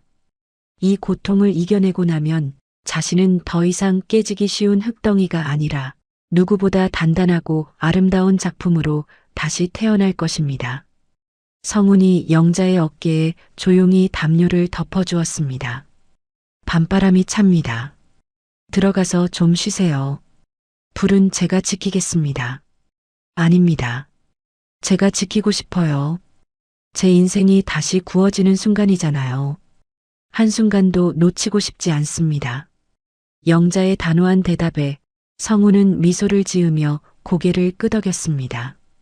그리고는 말없이 영자의 곁을 지키며 함께 불꽃을 바라보았습니다. 어둠이 짙게 깔린 시골 공방의 밤. 가마에서 뿜어져 나오는 붉은 불빛이 영자의 눈동자 안에서 활활 타올랐습니다. 그 눈빛은 예전에 기죽고 순종적이던 아내의 눈빛이 아니었습니다. 자신의 운명을 스스로 개척해 나가는 예술가 김영자의 강인하고 생명력 넘치는 눈빛이었습니다. 이제 곧 그녀의 화려한 비상이 시작될 참이었습니다. 그로부터 6개월이라는 시간이 화살처럼 빠르게 지나갔습니다. 서울의 한 번화가에 위치한 성운의 갤러리 앞은 아침부터 북새통을 이루었습니다. 입구에는 도예가 김영자 개인전, 반품없는 인생이라는 커다란 현수막이 바람에 펄럭이고 있었습니다. 영자의 사연이 방송을 통해 알려지면서 전시회는 오픈 전부터 장안의 화제가 되었습니다. 갤러리 안은 은은한 조명과 향기로운 꽃냄새로 가득했습니다. 수많은 관람객들이 영자의 도자기를 감상하며 낮은 탄성을 내뱉고 있었습니다. 그 중심에 오늘의 주인공인 영자가 서 있었습니다. 늘 입던 헐렁한 몸빼바지와 낡은 티셔츠 대신 우아한 옥색 계량 한복을 차려입은 영자의 모습은 마치 귀부인처럼 기품이 넘쳐 흘렀습니다. 곱게 올린 머리와 은은한 화장, 그리고 무엇보다 자신감 넘치는 표정이 영자를 더욱 빛나게 만들었습니다. 어머, 이 다랑아리 좀 봐. 선이 너무 곱다. 근데 이상하게 보고 있으면 눈물이 날 것 같아. 그러게. 작가님 사연을 듣고 봐서 그런가? 그릇 하나하나에 한이 서려 있는 것 같아. 정말 대단하다. 관람객들의 찬사가 여기저기서 쏟아졌습니다. 유명한 미술 전문가들도 영자의 작품 앞에 모여 심각한 표정으로 대화를 나누고 있었습니다. 백발이 성성한 한 전문가가 영자의 손을 꼭 잡으며 감격스러운 목소리로 말했습니다. 작가님, 정말 놀랍습니다. 전문적으로 배우지 않으셨다니 믿기지가 않네요. 이 작품들은 단순한 그릇이 아닙니다. 한국적인 한과 슬픔을 아주 높은 수준의 예술로 끌어올렸습니다. 투박한 흙 속에 어떻게 이런 뜨거운 감정을 담아내셨는지 보는 내내 가슴이 먹먹했습니다. 과찬의 말씀이세요. 저는 그저 제 마음속 응어리를 흙으로 빚어냈을 뿐입니다. 좋게 봐주셔서 정말 감사합니다. 영자는 겸손하게 고개를 숙이며 미소를 지었습니다. 그 곁을 지키고 있던 성훈이가 흐뭇한 표정으로 영자를 바라보았습니다. 성훈은 말끔한 정장 차림으로 영자를 대신해 손님들을 안내하고 있었습니다. 대표님, 오늘 정말 많은 분들이 와주셨네요. 이게 다 꿈만 같아요. 제가 이런 호사를 누려도 되는 건지 모르겠어요. 호사라니요. 이건 다 선생님이 흘린 땀과 눈물의 결과입니다. 오늘 이 자리의 주인은 바로 김영자 선생님이십니다. 마음껏 즐기세요. 충분히 그럴 자격 있으시니까요. 성훈의 든든한 응원에 영자의 얼굴에 환한 꽃이 피었습니다. 두 사람은 서로를 마주보며 따뜻한 눈빛을 교환했습니다. 그 모습은 마치 오래된 부부처럼 편안하고 잘 어울려 보였습니다. 한편 갤러리 안이 웃음과 행복으로 가득 찬 그 시각. 갤러리 밖 통유리창 너머에는 전혀 다른 풍경이 펼쳐지고 있었습니다. 며칠을 굶었는지 퀭한 눈에 때가 꼬질꼬질한 점퍼를 걸친 노숙자 행색의 남자가 유리창에 얼굴을 바짝 대고 안을 훔쳐보고 있었습니다. 바로 철수였습니다. 철수는 찜질방과 무료 급식소를 전전하며 하루하루를 연명하고 있었습니다. 미숙이와 헤어지고 빈털터리가 된 철수는 길거리에서 영자의 전시회 포스터를 우연히 보게 되었습니다. 처음에는 자신의 눈을 의심했지만 포스터 속의 얼굴은 분명 자신의 아내 영자였습니다. 철수는 홀린 듯이 갤러리까지 찾아왔지만 화려한 입구 앞에서 차마 들어가지 못하고 서성이고 있었습니다. 설마 저기 서 있는 저 여자가 진짜 영자라고? 철수는 창문 너머로 보이는 영자의 모습을 보고 입을 다물지 못했습니다. 자신이 알던 영자는 부엌에서 콩나물을 다듬거나 냄새나는 행주를 빨던 지극히 평범하고 촌스러운 아줌마였습니다. 하지만 지금 눈앞에 있는 여자는 자신이 감히 말을 걸기도 힘들 만큼 고상하고 우아한 예술가가 되어 있었습니다. 말도 안 돼. 어떻게 사람이 6개월 만에 저렇게 변해? 나랑 살 때는 맨날 돈 없다고 징징대더니 옷 입은 거 하며 때깔이 완전히 다르잖아. 철수의 시선이 영자의 옆에 서 있는 성훈에게 머물렀습니다. 훤칠한 키에 점잖은 외모, 그리고 영자를 바라보는 꿀 떨어지는 눈빛까지 누가 봐도 능력 있고 매너 좋은 신사였습니다.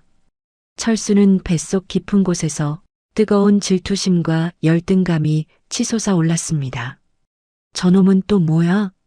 무슨 놈이 저렇게 찰싹 달라붙어 있어? 설마 벌써 딴 놈을 만난 거야? 철수는 주먹을 불끈 쥐었습니다. 자신은 컵라면 하나 사 먹을 돈이 없어서 편의점 폐기 도시락을 기다리는 신세인데 자신을 버린 영자는 저렇게 좋은 곳에서 멋진 남자와 하하호호 웃고 있다니 배가 아프다 못해 뒤틀리는 것 같았습니다. 나쁜 여편네. 남편은 길바닥에서 굶어 죽게 생겼는데 지 혼자 저렇게 잘 먹고 잘 산다고? 내가 가만히 있을 줄 알아? 철수는 홧김에 갤러리 안으로 뛰어들어가려고 했습니다. 가서 난동이라도 부리고 저 행복해 보이는 판을 다 깨버리고 싶었습니다. 하지만 막상 유리문 손잡이를 잡으려는 순간 철수는 자신의 모습을 유리창에 비춰보게 되었습니다. 헝클어진 머리, 덥수룩한 수염, 얼룩덜룩한 옷까지. 그리고 무엇보다 자신감이라곤 눈곱만큼도 없는 비굴한 눈빛. 영자의 곁에 있는 성훈과 비교하니 자신은 정말 초라한 늙은 거지일 뿐이었습니다. 아! 철수는 힘없이 손을 떨구었습니다. 들어갈 용기가 나지 않았습니다. 지금 저 문을 열고 들어가면 영자가 자신을 벌레 보듯 쳐다볼 것 같아서 두려웠습니다.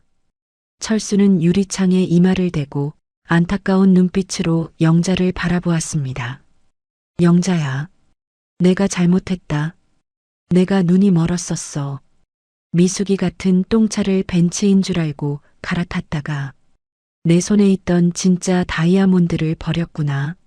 철수의 눈에서 후회의 눈물이 주르륵 흘러내렸습니다. 영자가 해주는 따뜻한 밥을 먹고 영자가 다림질해준 옷을 입고 다닐 때가 자신의 인생에서 가장 빛나던 시절이었음을 철수는 너무 늦게 깨달았습니다. 바로 그때였습니다. 갤러리 안에서 손님들과 인사를 나누던 영자가 문득 창밖을 향해 고개를 돌렸습니다. 영자의 시선이 철수가 서 있는 곳을 스쳐 지나갔습니다. 철수는 화들짝 놀라 급히 전봇대 뒤로 몸을 숨겼습니다. 심장이 터질 듯이 쿵쾅거렸습니다. 봤나? 나를 본 건가? 영자는 잠시 미간을 찌푸리며 창밖을 응시했습니다. 어둠 속에 누군가 서성이는 것 같았지만 자세히 보이지 않았습니다. 영자의 곁에 있던 성훈이 걱정스러운 듯 물었습니다. 선생님? 왜 그러십니까? 밖에 뭐 아는 사람이라도 있나요? 영자는 잠시 망설이다가 이내 고개를 가로저으며 덤덤하게 대답했습니다. 아니에요. 아무것도 아닙니다. 그냥 과거의 망령이 잠깐 스쳐 지나간 것 같네요. 신경 쓰지 마세요. 영자는 애써 시선을 거두고 다시 환한 미소를 지으며 손님들에게 집중했습니다. 이제 영자에게 철수는 기억하고 싶지 않은 과거의 얼룩일 뿐이었습니다. 전봇대 뒤에 숨어 그 모습을 지켜보던 철수는 다리에 힘이 풀려 주저앉고 말았습니다. 망령이라니. 내가 망령이라니. 갤러리 안에서는 샴페인 잔이 부딪히는 소리와 축하의 박수 소리가 끊이지 않았습니다. 수많은 꽃다발 속에 파묻힌 영자는 세상에서 가장 행복한 여자처럼 보였습니다. 반면 유리창 하나를 사이에 둔 바깥 세상은 살을 애는 듯한 추위와 어둠뿐이었습니다. 철수는 오들오들 떨며 옷깃을 여몄습니다. 배고프다. 따뜻한 국물 한 모금만 마셨으면. 철수는 처량한 눈빛으로 화려한 갤러리를 한 번 더 쳐다본 뒤 힘없는 발걸음을 돌렸습니다. 그의 뒷모습은 버려진 유기견처럼 쓸쓸하고 비참해 보였습니다. 가장 빛나는 순간을 맞이한 영자와 가장 밑바닥으로 추락한 철수. 두 사람의 운명은 이제 돌이킬 수 없을 만큼 완벽하게 갈라져 버렸습니다. 전시회가 성공적으로 끝나고 며칠 뒤의 일이었습니다. 영자는 다시 일상으로 돌아와 시골 공방에서 평화로운 시간을 보내고 있었습니다. 창밖에는 따스한 햇살이 내리쬐고 새들이 지저귀는 소리가 평화롭게 들려왔습니다. 영자는 물레 앞에 앉아 다음 작품 구상에 몰두하고 있었습니다. 이번에는 조금 더 둥근 선을 살려볼까? 마음이 넉넉해지는 그런 항아리로 영자가 콧노래를 흥얼거리며 흙을 만지작거리고 있을 때였습니다. 마당에서 급한 자동차 브레이크 소리가 들리더니 곧이어 공방문이 쾅 하고 열렸습니다. 어머니, 어머니 계세요. 다급하게 들어온 사람은 다름 아닌 영자의 아들 민호였습니다. 평소 점잖고 의젓하던 민호의 모습은 온데간데 없고 머리는 헝클어지고 눈은 퉁퉁 부어 있었습니다. 마치 넋이 나간 사람처럼 파래진 얼굴로 민호는 영자를 보자마자 바닥에 주저앉았습니다. 아니, 민호야. 내가 연락도 없이 이 시간에 웬일이냐? 그리고 얼굴이 그게 뭐야? 무슨 일 있어? 놀란 영자가 달려가 민호를 일으켜 세우려 했지만 민호는 영자의 손을 붙잡고 어린아이처럼 엉엉 소리내어 울기 시작했습니다. 어머니, 흐흑, 저 어떡해요. 저 이제 죽어야 해요. 죄송해서 어떡해요. 민호야, 정신 차려. 도대체 무슨 일인데 중내사내하는 거야. 엄마 놀라게 하지 말고 똑바로 말해봐. 민호는 숨이 넘어갈 듯 헐떡거리며 가슴을 치며 통곡했습니다. 영자는 민호의 등을 두드려주며 떨리는 손으로 물 한 잔을 떠다 먹였습니다. 한참 만에 겨우 진정이 된 민호가 떨리는 입술을 떼었습니다. 그의 입에서 나온 말은 영자의 가슴에 대못을 박는 청천벽력 같은 소리였습니다. 아버지가 제 돈을 들고 도망갔어요. 결혼하려고 모아둔 전세 자금을 아버지가 다 가져가 버렸어요. 뭐, 그게 무슨 소리야? 내 아버지가 내 돈을 가져가다니? 그 인간이 너한테 무슨 짓을 한 거야? 민호의 이야기는 충격적이었습니다. 며칠 전 철수가 민호에게 전화를 했습니다. 수화기 너머로 들리는 철수의 목소리는 금방이라도 숨이 넘어갈 듯 다급하고 처절했습니다. 민호야, 아비 좀 살려다오. 내가 빚쟁이들한테 잡혀서 지금 산속으로 끌려가고 있다. 오늘까지 돈 안 갚으면 내 장기를 다 꺼내서 팔아버린단다. 제발 이 아비 좀 살려다오. 철수는 사채업자들에게 잡혀 죽게 생겼다며 거짓 눈물 연기를 펼쳤습니다. 마음 약한 민호는 비록 어머니를 버린 아버지였지만 당장 죽게 생겼다는 말에 앞뒤질 겨를이 없었습니다. 아버지가 너무 무섭게 우시니까 제가 눈이 뒤집혔나 봐요. 당장 현금이 필요하다고 해서 아버지를 만나서 같이 은행으로 갔어요. 제 결혼자금 통장에서 현금으로 5천만 원을 뽑아서 드렸어요. 민호는 아버지를 살려야 한다는 생각에 결혼을 위해 피땀 흘려 모은 돈을 고스란히 철수의 손에 쥐어주었던 것입니다. 돈을 받아든 철수는 민호의 손을 잡고 눈물을 흘리며 맹세까지 했다고 했습니다. 고맙다 민호야. 정말 고맙다. 내가 이 돈으로 급한 불만 끄고 바로 일해서 갚으마. 엄마한테는 절대 비밀로 해다오. 알았지? 하지만 그 모든 것은 아들의 돈을 뜯어내기 위한 철수의 새빨간 거짓말이었습니다. 돈을 받자마자 철수는 화장실에 다녀오겠다며 사라졌고 그 길로 연락을 끊고 잠적해버린 것이었습니다. 뒤늦게 속았다는 것을 안 민호는 배신감과 절망감에 며칠을 앓다가 결국 영자를 찾아온 것이었습니다. 제가 미쳤지. 어떻게 그 뻔한 거짓말에 속아서. 어머니, 저 이제 결혼도 못해요. 여자친구 볼 면목이 없어서 저 그냥 혀 깨물고 죽고 싶어요. 민호가 바닥을 치며 오열하자 영자의 눈에서 시퍼런 불길이 치솟아 올랐습니다. 남편으로서의 의리는 진작에 저버렸다고 쳐도 적어도 아비로서의 도리는 지킬 줄 알았습니다. 그런데 자식의 앞길을 막다 못해 사기까지 쳐서 등쳐먹다니. 이건 사람이 할 짓이 아니었습니다. 그 인간이 기어이 갈 때까지 갔구나. 내 눈에 피눈물 나게 한 것도 모자라서 이제는 자식 눈에 피고름을 짜네. 박철수, 내 너를 갈기갈기 찢어 죽여도 시원찮을 놈. 영자는 부들부들 떨리는 손으로 민호를 와락 끌어안았습니다. 민호야, 울지 마라. 내 잘못 아니다. 착한 내 마음 이용해 먹은 그 인간이 짐승만도 못한 놈이야. 걱정 마라. 이 엄마가 맹세하마. 내 목숨을 걸고서라도 그 인간 잡아서 내 돈 10원 한 장 안 남기고 다 찾아줄게.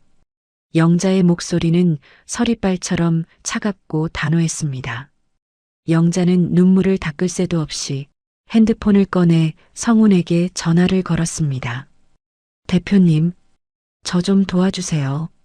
지금 당장 공방으로 와주실 수 있으세요? 사람 하나를 잡아야겠습니다. 영자의 심상치 않은 목소리에 성훈은 만사 제쳐두고 한달음에 달려왔습니다. 공방에 도착한 성훈은 자초지종을 듣고는 굳은 표정으로 고개를 끄덕였습니다. 정말 파렴치한 사람이군요. 아들의 결혼 자금을 용서할 수 없습니다. 제가 돕겠습니다. 경찰 쪽에 아는 지인들이 있으니 핸드폰 위치 추적부터 해보겠습니다. 성훈은 즉시 여기저기 전화를 돌리며 철수의 행방을 수소문했습니다. 영자는 옆에서 초조하게 손톱을 물어뜯으며 피가 마르는 심정으로 기다렸습니다. 1시간쯤 지났을까 성훈의 핸드폰이 울렸습니다. 네, 반장님. 찾았습니까? 네. 강원도 정선이요? 네, 알겠습니다. 지금 바로 출발하겠습니다. 성훈은 전화를 끊고 비장한 표정으로 영자와 민호를 바라보았습니다. 찾았습니다. 강원도 정선에 있는 도박장 근처 허름한 여관방에 숨어 있다고 합니다. 핸드폰 신호가 거기서 잡혔습니다. 도박장이라니. 설마 그 돈을 들고 도박하러 간 건가요?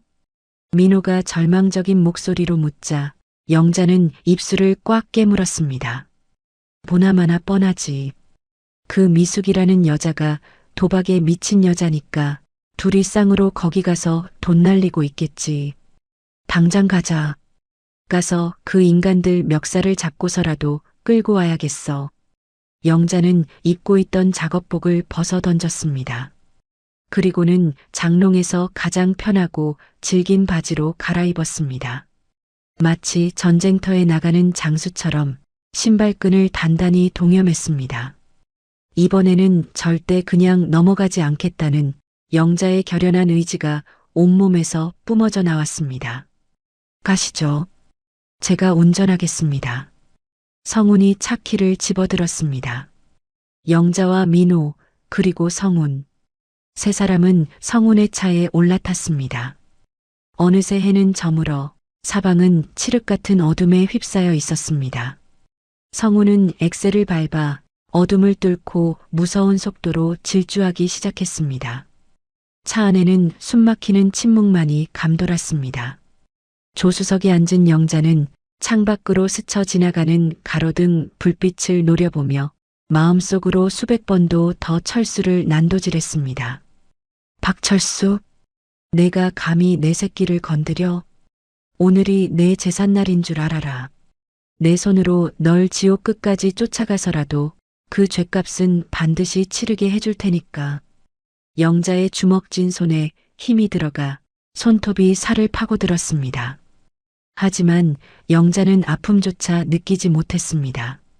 오직 아들의 눈에서 눈물을 뺀 그 파렴치한 인간을 단죄하겠다는 일념 하나뿐이었습니다. 차는 꼬불꼬불한 산길을 돌아 철수가 숨어 있다는 강원도의 깊은 산골로 향했습니다. 멀리서 들려오는 산짐승의 울음소리가 마치 다가올 폭풍우를 예고하는 듯 으스스하게 울려 퍼졌습니다. 이제 곧 영자와 철수의 마지막 악연을 끊어낼 최후의 대면이 기다리고 있었습니다. 다음 날 새벽, 안개가 자욱하게 낀 강원도 정선의 한 낡은 여관 앞. 성훈의 차가 거칠게 멈춰섰습니다. 밤새 쉬지 않고 달려온 탓에 차보니 뒤로 하얀 김이 모락모락 피어올랐습니다. 차에서 내린 영자와 민호, 성훈은 여관 주인의 안내를 받아 2층 복도로 올라갔습니다. 곰팡이 냄새와 담배 냄새가 퀴퀴하게 섞인 복도 끝 303호 방문 앞에 세 사람이 섰습니다. 방 안에서는 두런두런 말소리와 함께 후루룩 면발을 빨아들이는 소리가 들려왔습니다. 여기다. 영자는 짧게 숨을 고른 뒤 망설임 없이 방문을 걷어찼습니다. 쾅! 낡은 문짝이 비명을 지르며 활짝 열렸습니다. 방 안의 풍경은 가관이었습니다. 이불도 깔지 않은 맨바닥에 철수와 미숙이가 마주 앉아 컵라면을 먹고 있었습니다. 두 사람 사이에는 민호가 건네준 5천만 원이 든 돈가방이 떡하니 놓여 있었습니다. 갑작스러운 습격에 놀란 철수가 먹던 라면을 뿜으며 뒤로 나자빠졌습니다. 객? 누구야? 영자야? 민호야? 철수와 미숙이는 귀신이라도 본 듯 눈을 동그랗게 뜨고 얼어붙었습니다. 영자를 보자마자 철수는 반사적으로 돈가방을 집어 자신의 등 뒤로 숨겼습니다. 그 비겁한 모습을 본 민호가 짐승처럼 울부짖으며 달려들었습니다. 내 돈 내놔요. 아버지, 어떻게 저한테 이럴 수가 있어요. 민호는 철수의 뒤로 달려가 아버지의 손을 거칠게 낚아챘습니다. 철수는 뺏기지 않으려고 가방끈을 꽉 움켜쥐었지만 젊은 아들의 힘을 당해낼 수는 없었습니다. 안 돼. 이거 내 돈이야. 이거 없으면 나 죽어. 이게 어떻게 아버지 돈이에요. 제 결혼 자금이잖아요. 거짓말까지 해서 가져간 제 돈이라고요. 민호가 철수의 손가락을 하나씩 꺾어내자 결국 철수는 비명을 지르며 가방을 놓쳤습니다. 민호는 되찾은 가방을 품에 꼭 껴안고 바닥에 주저앉아 오열했습니다. 그 모습을 지켜보던 영자의 눈에서 뜨거운 불길이 솟구쳤습니다. 영자는 성큼성큼 걸어가 철수의 멱살을 잡고 거칠게 일으켜 세웠습니다. 박철수, 내가 인간이니? 자식한테 사기를 쳐서 돈을 뜯어가? 내가 그러고도 압이야? 말 좀 해봐. 내가 사람이냐고. 영자는 철수의 멱살을 흔들며 소리치다가 분노를 참지 못하고 철수의 뺨을 올려붙였습니다. 짝! 매서운 손맛에 철수의 고개가 획 돌아갔습니다. 철수는 벌겋게 부어오른 뺨을 감싸주며 바닥에 넙죽 엎드렸습니다. 그리고는 또다시 비굴한 변명을 늘어놓기 시작했습니다. 여보, 내가 그러려던 게 아니야. 다 저 여자가 시킨 거야. 미숙이가 너희 아들 돈이라도 뜯어내자고 꼬드겼어. 나는 안 된다고 했는데 저 여자가 죽자고 달려들어서 어쩔 수 없었어. 철수의 손가락이 옆에 앉아있던 미숙이를 가리켰습니다. 라면 국물을 뒤집어 쓴 채 떨고 있던 미숙이가 철수의 말에 기가 막히다는 듯 콧방귀를 꼈습니다. 미숙이는 젓가락을 집어던지며 철수에게 달려들었습니다. 아, 박철수. 뭐라고? 내가 시켰다고? 웃기지 마. 내가 먼저 그랬잖아. 아들놈 결혼 자금이라도 빼돌려서 한탕하자고. 강원도 가서 도박으로 불려서 갚으면 된다고 내 입으로 그랬잖아. 이 여자가 어디서 거짓말이야. 내가 빚쟁이한테 죽는다고 징징 짜서 그런 거잖아. 어머, 저 주둥이 놀리는 것 좀 봐. 내가 나한테 얹혀 살면서 밥값이라도 하겠다고 큰 소리 쳤잖아. 미숙이는 철수의 머리채를 휘어잡았습니다. 철수도 질세라 미숙이의 멱살을 잡고 흔들었습니다. 좁은 여관방에서 두 사람의 육탄전이 벌어졌습니다. 컵라면 그릇이 엎어져 국물이 사방으로 튀고 서로 뜯겨나간 머리카락이 공중에 날렸습니다. 이 사기꾼 같은 년, 너 때문에 내 인생 다 망쳤어. 너야말로 빈대 같은 놈. 내 돈 내놔. 이 나쁜 놈아. 서로 물고 뜯으며 뒹구는 두 사람의 꼴은 흡사 진흙탕 속의 짐승들 같았습니다. 영자는 그 추악한 광경을 내려다보며 깊은 환멸을 느꼈습니다. 저런 인간을 남편이라고 믿고 살았던 지난 35년의 세월이 억울하고 비참해서 견딜 수가 없었습니다. 그때 묵묵히 지켜보던 성훈이 앞으로 나섰습니다. 성훈은 점잖지만 서늘한 목소리로 난장판이 된 싸움을 제지했습니다. 그만하십시오. 두 분 다 제정신입니까? 성훈의 호통에 철수와 미숙이가 흠칫하며 동작을 멈췄습니다. 성훈은 품에서 명함을 꺼내 보이며 단호하게 경고했습니다. 저는 강성훈이라고 합니다. 지금 이 상황 모두 녹음하고 증거사진 찍었습니다. 자식을 상대로 사기를 치고 도주한 죄 절대 가볍지 않습니다. 지금 당장 돈을 다 돌려주지 않으면 두 분 다 사람 속인 죄로 감옥에 보내드리겠습니다. 감옥이라는 단어가 나오자 철수의 얼굴이 하얗게 질렸습니다. 경찰서 문턱이라도 밟으면 인생이 끝장난다고 생각하는 철수에게 감옥은 죽음보다 더 무서운 곳이었습니다. 철수는 미숙이를 밀쳐내고 성훈의 바짓가랑이를 붙잡으며 애원했습니다. 선생님, 잘못했습니다. 제발 경찰에 신고만은 하지 말아주세요. 제가 돈 다 돌려드릴게요. 여기 있습니다. 철수는 품속 깊이 숨겨두었던 쌈짓돈까지 꺼내놓았습니다.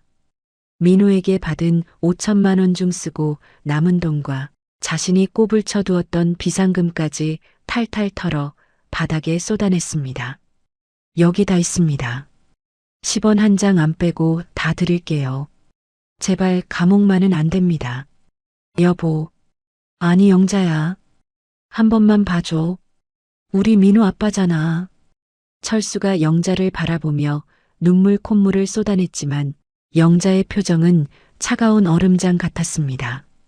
영자는 바닥에 떨어진 돈을 주워 민호의 손에 쥐어주었습니다. 그리고는 싸늘하게 식은 눈빛으로 철수를 내려다보았습니다. 민호 아빠? 누가 민호 아빠야? 내 남편 박철수, 그리고 민호 아빠 박철수는 이미 죽었어. 여기 있는 건 그냥 돈 몇 푼에 자식 팔아먹은 파렴치한 사기꾼일 뿐이야. 영자야. 민호야. 잘 들어라. 이제 이 사람은 우리 가족이 아니다. 길 가다 마주쳐도 모르는 사람 취급해. 알았지? 민호는 돈 가방을 품에 안고 눈물을 뚝뚝 흘리며 고개를 끄덕였습니다. 영자의 말은 법적인 이혼보다 더 무서운 천륜을 끊어내는 선언이었습니다. 영자는 미련 없다는 듯 몸을 돌려 방을 나가려 했습니다. 다급해진 철수가 바닥을 기어서 영자의 바짓가랑이를 잡으려 손을 뻗었습니다. 여보, 가지마. 나 좀 데려가줘. 나 여기 있으면 죽어. 미숙이 빚쟁이들이 쫓아온단 말이야. 철수의 더러운 손이 영자의 바지에 닿으려는 찰나 성훈이 철수의 앞을 막아섰습니다. 성훈은 철수의 손목을 낚아채며 묵직한 목소리로 으름장을 놓았습니다. 이 손 놓으십시오. 더 이상 이분들을 괴롭히면 제가 가만히 있지 않겠습니다. 법적으로 할 수 있는 모든 조치를 취해서 당신이 평생 감옥에서 썩게 만들 겁니다. 아시겠습니까? 성훈의 살기 어린 눈빛에 압도된 철수는 비명을 지르며 손을 거두었습니다. 성훈은 철수를 벌레 보듯 밀쳐내고는 영자와 민호를 데리고 방을 나섰습니다. 영자는 문 밖으로 나가기 전 마지막으로 뒤를 돌아보았습니다. 라면 국물을 뒤집어 쓴 채 서로를 노려보는 철수와 미숙이. 그 추하고 냄새나는 풍경을 눈에 담으며 영자는 나직하게 내뱉었습니다. 쓰레기는 쓰레기통에 버리는 게 맞다. 쾅! 영자는 여관방 문을 닫아버렸습니다. 마치 자신의 인생에서 5점을 지워버리듯 아주 세게 닫았습니다. 복도를 걸어나가는 영자의 발걸음 소리가 새벽 공기를 가르며 또각또각 울려 퍼졌습니다. 여관 밖으로 나오자 어느새 안개가 걷히고 희미하게 동이 터오고 있었습니다. 영자는 깊게 심호흡을 하며 폐부 깊숙이 박혀있던 묵은 체증을 토해냈습니다. 이제 정말 끝이었습니다. 철수와의 질긴 악연도, 가슴을 짓누르던 부채감도 모두 저 낡은 여관방에 버리고 나왔습니다. 영자는 옆에선 아들의 손을 꼭 잡았습니다. 가자, 민호야. 이제 우리 진짜 우리끼리 행복하게 사는 거야. 민호가 눈물을 닦으며 환하게 웃었습니다.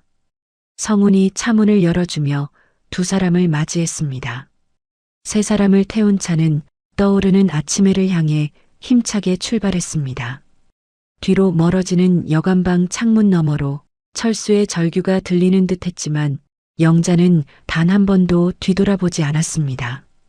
그날 밤 영자가 머물고 있는 시골 공방 마당으로 하늘에 구멍이라도 뚫린 듯 세찬 장대비가 쏟아져 내렸습니다.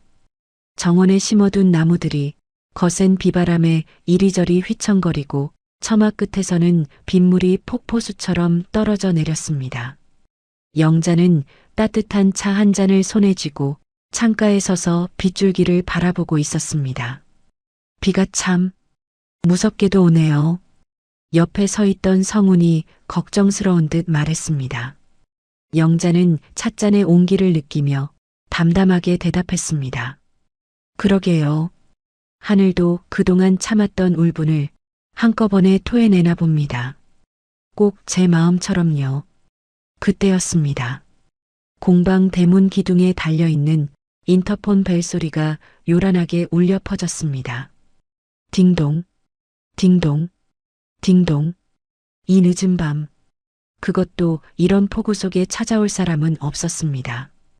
영자와 성우는 의아한 표정으로 서로를 쳐다보았습니다. 영자가 조심스럽게 인터폰 수화기를 들고 화면을 확인했습니다. 순간 영자의 눈동자가 가늘게 떨렸습니다. 흑백 모니터 화면 속에 비친 것은 사람이라기보다는 물에 빠진 생쥐꼴을 한 처참한 몰골의 남자가 서 있었습니다. 비에 젖어 축 늘어진 머리카락, 흙탕물이 잔뜩 튄 낡은 점퍼, 그리고 추위에 덜덜 떨고 있는 입술. 바로 철수였습니다. 여보, 나야, 철수야. 문 좀 열어줘. 나 얼어 죽어.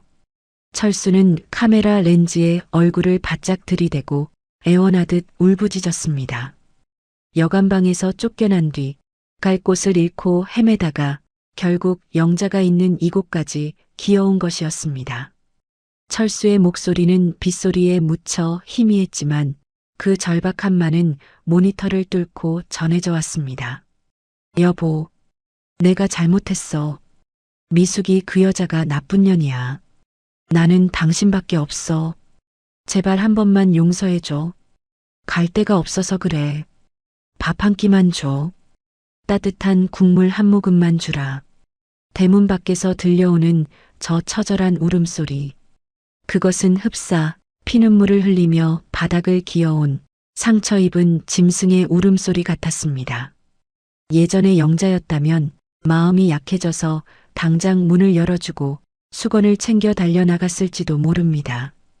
35년을 함께 산 정이라는 게 그렇게 무서운 것이니까요. 하지만 지금의 영자에게는 아무런 감흥도 느껴지지 않았습니다. 슬픔도 연민도 심지어 분노조차 느껴지지 않는 완벽한 무의 감정뿐이었습니다. 대표님, 잠시만요. 영자는 성훈에게 양해를 구하고 인터폰의 통화 버튼을 눌렀습니다.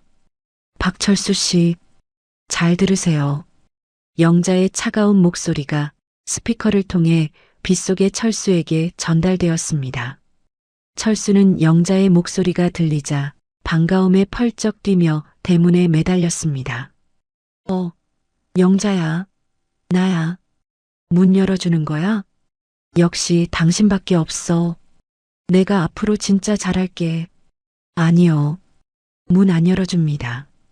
당신이 잊었나 본데 나는 이미 당신을 반품했습니다. 기억나죠? 쓰레기 봉투에 당신 옷 담아서 미숙이네 집에 버리고 온 날. 그날 우리 인연은 끝났습니다. 아니, 그때는 내가 잠깐 미쳐서. 여보, 제발. 사람 하나 살리는 셈치고. 사람? 영자는 코웃음을 쳤습니다. 자식 돈 훔쳐서 도망간 게 사람입니까? 당신은 사람이 아니라 그냥 쓰레기일 뿐이에요. 쓰레기는 쓰레기통에 있어야지 사람 사는 집에 들어오면 안 되잖아요. 더 이상 찾아오지 마세요. 경찰 부르기 전에. 영자는 한숨을 쉬는 대신 조용히 손을 뻗어 인터폰의 전원 버튼을 꾹 눌렀습니다. 툭! 화면이 꺼지면서 철수의 비굴한 얼굴도 시끄러운 울음소리도 거짓말처럼 사라졌습니다. 마치 TV 채널을 돌려버리듯 영자는 철수를 자신의 인생에서 영원히 그리고 완벽하게 지워버렸습니다. 잘 가라. 내 아픈 과거야. 영자는 인터폰 앞에서 잠시 서 있다가 미련 없이 몸을 돌렸습니다. 등 뒤에서 대문을 두드리는 소리가 희미하게 들려왔지만 영자는 듣지 못한 척 발걸음을 옮겼습니다. 영자가 향한 곳은 공방 안쪽에 마련된 따뜻한 거실이었습니다. 문을 열고 들어서자 은은한 흙냄새와 향긋한 차향기가 영자의 코끝을 간지럽혔습니다. 그리고 그곳에는 세상에서 가장 소중한 사람들이 영자를 기다리고 있었습니다. 어머니, 오셨어요? 아들 민호와 며느리가 환하게 웃으며 영자를 반겼습니다. 민호의 손에는 잘 깎은 과일 접시가 들려 있었고 며느리는 따뜻한 차를 새로 우려내고 있었습니다. 그 곁에는 성훈이 인자한 미소를 지으며 영자가 앉을 자리를 마련해주고 있었습니다. 선생님, 이리 와서 앉으세요. 차가 딱 알맞게 우러났습니다. 네, 대표님. 감사합니다. 영자는 성훈이 건네준 찻잔을 받아들고 소파에 편안하게 몸을 기댔습니다. 창밖에는 여전히 세찬 비바람이 몰아치고 철수는 빗속에서 떨고 있겠지만 이곳은 마치 다른 세상처럼 평온하고 따뜻했습니다. 아들과 며느리의 웃음소리, 성훈의 다정한 목소리, 그리고 입안 가득 퍼지는 향긋한 차의 맛. 영자는 그제야 비로소 자신이 긴 터널을 빠져나왔음을 실감했습니다. 영자는 거실 한편에 놓인 자신이 만든 백자 다랑아리를 바라보았습니다. 매끄러운 곡선과 은은한 빛깔. 그것은 단순히 흙을 빚어 만든 그릇이 아니었습니다. 1300도의 뜨거운 가마솥 불길을 견뎌야만 비로소 영롱한 도자기가 탄생하듯이 영자 또한 남편의 배신과 이혼, 그리고 아들의 시련이라는 뜨거운 인생의 불길을 견뎌냈기에 지금의 단단하고 아름다운 모습으로 다시 태어날 수 있었습니다. 그래, 나는 깨진 그릇이 아니었어. 불에 구워지고 있었던 거야. 더 단단해지기 위해서, 더 빛나기 위해서. 영자는 깨달았습니다. 자신은 이제 누군가의 아내도 희생만 하는 엄마도 아니었습니다. 시련을 예술로 승화시키고 자신의 삶을 주체적으로 이끌어가는 진짜 김영자라는 완성된 사람이 된 것입니다. 어머니, 무슨 생각을 그렇게 골똘히 하세요? 민호가 걱정스러운 듯 묻자 영자는 고개를 저으며 활짝 웃어 보였습니다.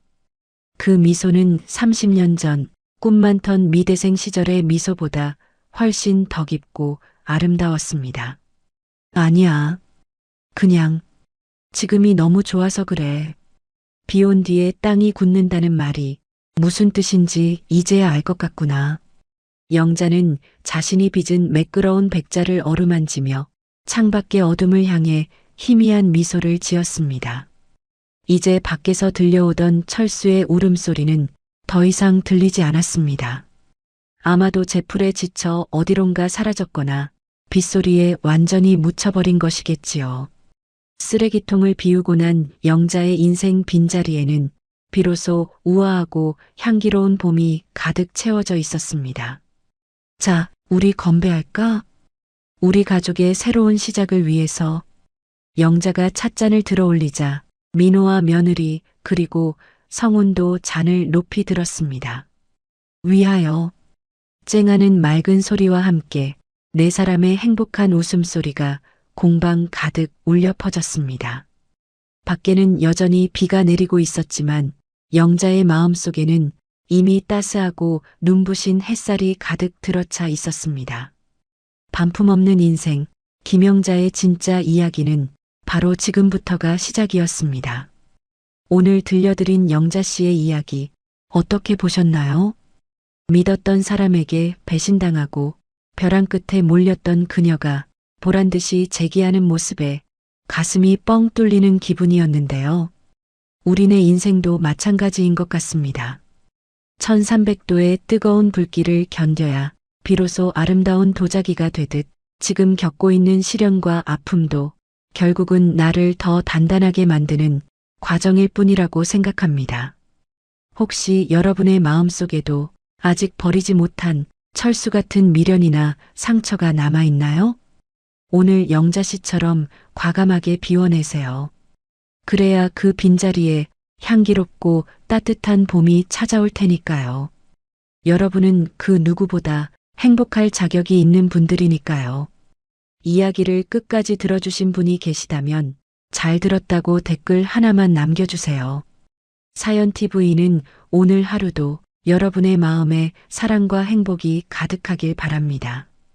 감사합니다.